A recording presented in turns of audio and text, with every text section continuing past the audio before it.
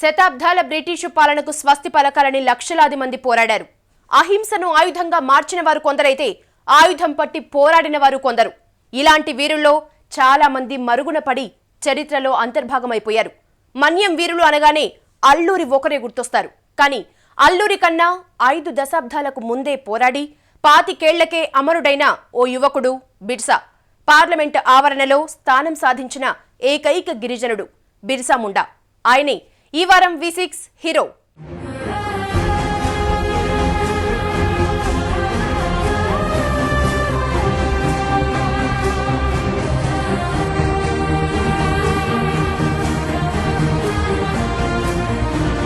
భూమి కోసం, భుక్తి కోసం, గిరిపుత్రుల విముక్తి కోసం అంటూ సమర శంఖాన్ని పూరించాడు.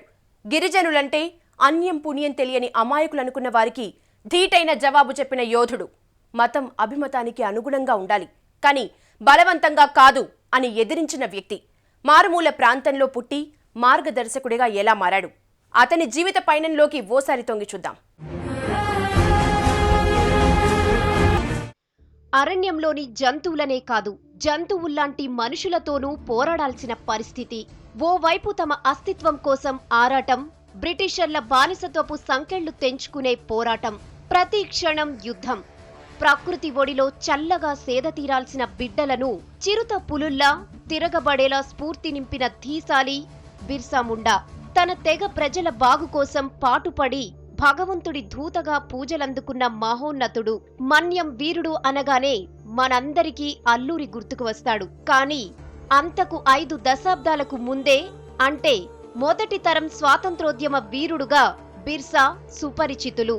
1875 నవంబర్ 15న ఛోటా నాగ్పూర్ సమీపంలోని బంబా గ్రామంలో జన్మించారు. తండ్రి సుగుణా ముండా, తల్లి కార్మిహాతు. ముండా తెగలో జన్మించిన బిర్సా బాల్యం చాలా ఆహ్లాదంగా గడిచింది. భూసాములతో ఉన్న విభేదాల వల్ల సుగుణా ముండా బంబా గ్రామాన్ని వదిలి చెల్కట్ ప్రాంతానికి వలస వెళ్లారు. అక్కడ జమీందార్ దగ్గర పనిలో చేరాడు. దీంతో బిర్సా ముండా ప్రకృతి ఒడిలో ఓలలాడుతూ ఆటపాటలతో గడిపేసేవాడు. జానపదాలతో కాలక్షేపం చేసేవాడు. అతని చుట్టూ జరుగుతున్న అన్యాయాలను చూసి చలించిపోయేవాడు. కాని ఏమీ చేయలేక తనలో తానే బాధపడేవాడు. ఇంతలో ఓ రోజు పశువులను మేపేందుకు వెళ్లిన బిర్సాకు ఓ సాధువు కనిపించి ముండా తెగను బానిస బతుకుల నుంచి విముక్తి చేసేందుకు ఓ దూత వస్తాడని చెప్తాడు. ఈ విషయాన్ని విని బిర్సా ఎంతో సంతోషిస్తాడు. వచ్చే ఆ దూత కోసం ఎదురు చూశాడు. బాల్యంలో వేణువు వాయిస్తూ గేదెలను కాసేవాడు. తనకు అందుబాటులో ఉన్న వస్తువులతో సంగీత పరికరాలను తయారు చేసి వాయించేవాడు. చదువుకోవాలని పట్టుపట్టేవాడు. తినడానికే కష్టమంటే చదువు కోసం ఖర్చు పెట్టే స్తోమత లేని బిర్సా తల్లిదండ్రులు వాళ్ల బంధువు ఇంటికి పంపేశారు. కొద్ది రోజులు అక్కడున్న బిర్సా తిరిగి ఇంటికి వచ్చేశాడు. ఏం చేసినా, ఎంతగా చెప్పినా బిర్సా మాత్రం తను చదువుకోవాల్సిందే అని పట్టుబట్టాడు. తిండి మానేశాడు. దీంతో చేసేదేం లేక బిర్సాను సుగుణ ఊలిహట్ మిషనరీ స్కూల్లో చేర్పించాడు. అక్కడే తన విద్యాభ్యాసం జరిగింది. పేదరికం, అమాయకత్వం, బానిసత్వం చేరి గిరిపుత్రులు అన్ని సందర్భాల్లోనూ మోసపోయారు. అప్పటికే శక్తివంతులైన బ్రిటిషర్లు మత మార్పిడులను ప్రోత్సహించేవారు. ఎన్నో ఆశలు చూపి గిరిజనులని వారి మతంలోకి మార్చేవారు. బిర్సా ముండా విషయంలో ఇది కాస్త శృతి మించింది. చదువు చెబుతామని చెప్పిన మిషనరీ స్కూల్ మత ప్రబోధనలకే ప్రాధాన్యమిచ్చేవారు. అంతేకాదు వాళ్ల సంప్రదాయాలకు భిన్నంగా బీఫ్ తినమనేవారు. దీంతో అతనిలో ఉన్న ఆవేశం కట్టలు తెంచుకుంది.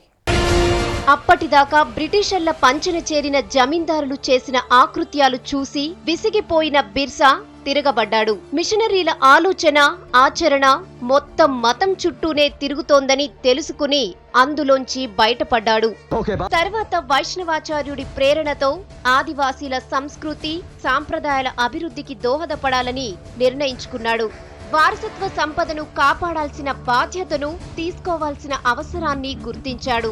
అదే సమయంలో బ్రిటిషర్లు, జమీందార్లు గిరిజనుల హక్కులను కాలరాసే ప్రయత్నం చేశారు. అటవీ చట్టం పేరుతో అడవిలో ఎలాంటి పనులు చేయకూడదని హుకుం జారీ చేశారు. నిబంధనల చీకట్లు కమ్ముకుంటుంటే ఏం చేయాలో తెలియని వారి మధ్యలో ఓ వెలుగు వెలిగింది. బిర్సా రూపంలో అందరికీ ఓ కాంతి కనిపించింది. న్యాయ పోరాటం చేసేందుకు బిర్సా గ్రామస్తులను ఏకం చేశాడు. అందరినీ కూడగట్టుకుని మెజిస్ట్రేట్ దగ్గరకు వెళ్లాడు. అయితే బ్రిటిషర్లకు తొత్తుగా మారిన అధికారులు అర్జీ తీసుకోవడానికి కూడా నిరాకరించారు.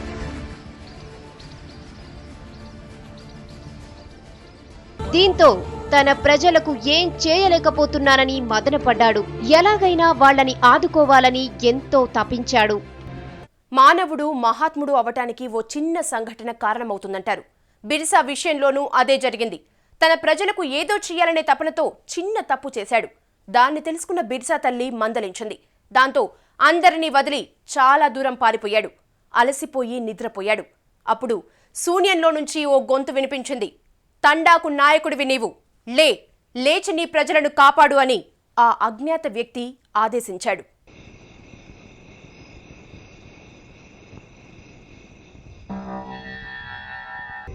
అజ్ఞాత వ్యక్తి గొంతు విని ఉలిక్కిపడి లేచిన బిర్సా ఇంటికి చేరుకున్నాడు. తనను తాను దైవదూతగా చెప్పుకున్నాడు. మొదట్లో వింతగా చూసినా తరువాత బిర్సా వ్యవహరిస్తున్న తీరు చూసి నమ్మారు. అప్పటిదాకా అనారోగ్యంతో ఉన్నవారు దేవుడి మీద భారం వేసి బాగవుతుందని ఎదురు చూసేవారు. కానీ బిర్సా మాత్రం తనకు తెలిసిన మూలికా వైద్యంతో రోగులకు సేవ చేసేవారు.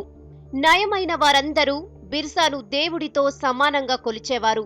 దీన్ని నమ్మకంగా భావించిన వాళ్లు కొందరుంటే మూఢనమ్మకంగా కొట్టిపారేసిన వారు ఉన్నారు.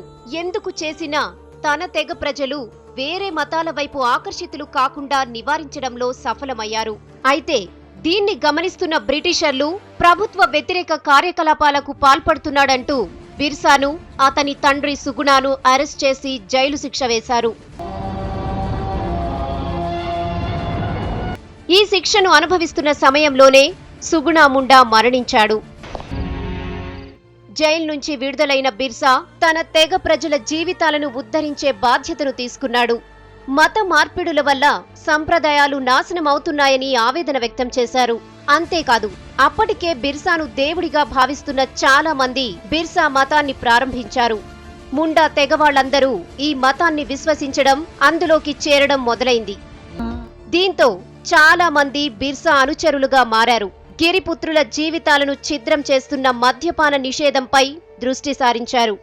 అందరినీ ఏకం చేసి ఉద్యమాన్ని ప్రారంభించారు. ప్రతి పనిని శాంతియుతంగా సాధించుకోవాలని భావించేవాడు. నాయకుడంటే తన అభిప్రాయాలను అనుచరులపై రుద్దేవాడు కాదు. కష్టమో నష్టమో ముందుండి ఎదురించేవాడని బిర్సా నిరూపించాడు. వ్యక్తిగతంగా శాంతి మార్గాన్ని అవలంబించాలని భావించిన మన్య ప్రజలందరూ పోరాట మార్గం కావాలని కోరితే ఆయుధాన్ని పట్టాడు. అప్పటిదాకా శాంతి సందేశాన్ని బోధించిన బిర్సా సమర శంఖాన్ని పూరించాడు. ఆయుధం పడితే గాని అన్యాయాన్ని ఎదురించలేమని భావించిన అనుచరులను ముందుండి నడిపించాడు. ముండా తెగనే కాదు, చుట్టుపక్కలున్న అన్ని గ్రామాల ప్రజల్లో చైతన్యం నింపాడు. ప్రజల విశ్వాసాలతో ఆడుకున్న బ్రిటిషర్లను, మిషనరీల అధికారులను, జమీందారులను, భూస్వామ్యవాదులను ఎదురించారు. పోలీస్ స్టేషన్లపై మెరుపుదాడులు చేశారు. అప్పటిదాకా అమాయకులనుకున్న వారు అలుపెరగని పోరాటానికి సిద్ధమయ్యారు. బిర్సా ఆలోచన అతని మాటకున్న శక్తి చేరి గిరిపుత్రులను సైనికులుగా మార్చింది. ఇది కేవలం తమ ప్రజల కోసం ప్రారంభమైన స్వతంత్ర పోరాటానికి స్ఫూర్తి నింపింది. ఇది కేవలం గిరిజనుల హక్కుల కోసం కాదు, ముండా తెగ సంప్రదాయాలను కాపాడుకునేందుకు జరిగిన పోరాటం, అడవి పుత్రుల హక్కులను సాధించుకునేందుకు జరిగిన పోరాటం, తెల్లదొరలను తరిమి కొట్టేందుకు జరిగిన ప్రయత్నం. అయితే ఈ ఉద్యమం బిర్సా సన్నిహితులను పొట్టన పెట్టుకుంది. అయినా అధైర్యపడలేదు, తన పంథాను వీడలేదు. రెట్టించిన ఉత్సాహంతో ముందుకు సాగారు. బ్రిటిషర్ల గుండెల్లో రైళ్లు పరిగెత్తించారు. ముండా తెగతో పాటు చుట్టుపక్కలున్న గ్రామాలను ఐక్యం చేయడం, వారిని ఉద్యమం వైపు నడిపి చీమల దండుగా తయారు చేశాడు. శత్రువుల మీదకు దండెత్తాడు. నేల మాది, నీరు మాది, అడవి తల్లి అణువణువు మాది అనే నినాదాన్ని వ్యాపింపచేశాడు. అరణ్యాన్ని అక్రమంగా ఆక్రమించుకోవాలని చూసిన జమీందారులు, పెట్టుబడిదారులను హడలెత్తించాడు. బ్రిటిషర్ల ఆయుధాలతో పోలిస్తే ముండా తెగ ప్రజల ఆయుధాలు సామాన్యమైనవి, కానీ వీళ్ల ధైర్యం మాత్రం అనన్య సామాన్యమైనది. దీన్ని తెలుసుకున్న బ్రిటిషర్లు ఈ విషయాన్ని చాలా సీరియస్ గా తీసుకున్నారు. పెద్ద సంఖ్యలో సిపాయిలను మోహరించారు. ఆధునిక ఆయుధాలను తెప్పించారు.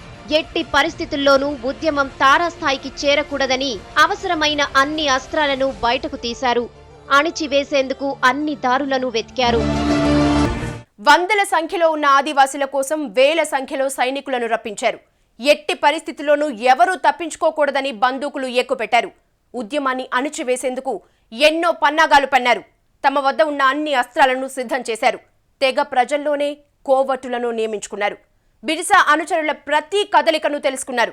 అవకాశం కోసం నక్కల్లా కాచు కూర్చున్నారు. ఉద్యమ సన్నద్ధాల్లో భాగంగా గుట్టపై బిర్సా సమావేశమైనట్టు తెలుసుకున్న పోలీసులు వారిని చుట్టుముట్టారు. లొంగిపొమ్మని హెచ్చరించారు. అయితే బిర్సా భద్రత ముఖ్యమని భావించిన అనుచరులు అక్కడి నుంచి పంపించివేసి పోలీసులకు ఎదురెళ్లారు. సంప్రదాయక ఆయుధాలతో ఎదుర్కోవడం కష్టమని తెలిసినా ఎదిరించారు. తమ దగ్గరున్న ఆయుధాలతోనే పోరాడారు. క్రూర జంతువుల నుంచి తప్పించుకునేందుకే ఆయుధం పట్టిన గిరిపుత్రులు అంతకన్నా క్రూరమైన మానవ మృగాలకు బలయ్యారు. చిన్న పెద్ద ముసలి ముదక ఆడవాళ్లని కూడా చూడకుండా బ్రిటిషర్ల దాష్టీకానికి అసువులు బాశారు. భారతమాత స్వేచ్ఛ కోసం బలిపీఠమెక్కారు. బ్రిటిషర్లు అంతటితో ఆగలేదు. గూడాల్లో ఉండే ప్రజలందరినీ భయభ్రాంతులకు గురిచేశారు. ఆడవారిపై అత్యాచారాలు చేశారు. ఇవన్నీ ఆగాలంటే బిర్సాను అప్పగించాలని హెచ్చరించారు. అంతేకాదు బిర్సాను పట్టించిన వాళ్లకు డబ్బుల ఆశ కూడా చూపి అమాయకులైన గిరిపుత్రుల్లో ఆశను రేకెత్తించారు. దీంతో డబ్బు కోసం ఆశపడిన కొందరు బిర్సాను పట్టుకుని పోలీసులకు అప్పగించారు. బిర్సా అరెస్ట్ అయినా బ్రిటిషర్ల మదిలో ఏదో భయం. అతను రాజేసిన ఉద్యమ జ్వాల ఏదో రోజు తీవ్ర రూపం దాలుస్తుందని భావించారు. బిర్సా బతికుంటే అతని అనుచరులు దాడి చేసి విడిపించుకుపోతారనే భయంతో ఓ పన్నాగం పన్నారు. బిర్సాను మిగతా ఖైదీల నుంచి దూరంగా ఉంచారు. అతను తినే భోజనంలో విషం కలపడం ప్రారంభించారు. ఒక్కసారిగా చనిపోతే వ్యతిరేకత వస్తుందని భావించిన బ్రిటిషర్లు అలా చేశారనే వాదన ఉంది. అలా బిర్సాను నిదానంగా మృత్యువొడికి పంపారు. జూన్ 9, 1900 సంవత్సరంలో తీవ్ర అనారోగ్యంతో బిర్సా కన్నుమూశారు. కలరా వ్యాధితో చనిపోయాడని రిపోర్ట్ తయారు చేయించారు. కానీ అందరికీ తెలుసు ఇదో హత్య అని. బిర్సా మాటలు ప్రజలకు వినబడకుండా అయితే చేయగలిగారు. కానీ ఆయన స్ఫూర్తిని చూపిన మార్గాన్ని ఏమీ చేయలేకపోయారు. ఆయన చూపిన మార్గంలో ఎందరో వీరులు నడిచారు. స్వాతంత్రోద్యమానికి ఊపిరులూదారు. 25 వయసులో మరణించిన శతాబ్దాల కీర్తిని సొంతం చేసుకున్న బిర్సా ఎన్నో ప్రజా ఉద్యమాలకు, గిరిజన తెగలకు మార్గదర్శకుడయ్యాడు. హీరోగా మిగిలాడు. నిరక్షరాస్యుల్లో ఉత్తేజాన్ని నింపి స్వాతంత్రోద్యమంలో సమిధ అయ్యారు. ఎంతో మంది యోధుల మధ్య మరుగున పడినా ఆయన నింపిన స్ఫూర్తి భరతమాత స్వేచ్ఛావాయువులు పీల్చటానికి దోహదపడ్డాయి. దీన్ని గుర్తించింది కాబట్టే ఏ మన్యవీరుడికి దక్కని గౌరవాన్ని భారత ప్రభుత్వం కల్పించింది. పార్లమెంట్ ఆవరణలో బిర్సా ముండాకు స్థానం కల్పించింది. ఇది ఈ వారం హీరో. వచ్చే వారం మరో హీరోతో మళ్ళీ కలుద్దాం. Till then bye.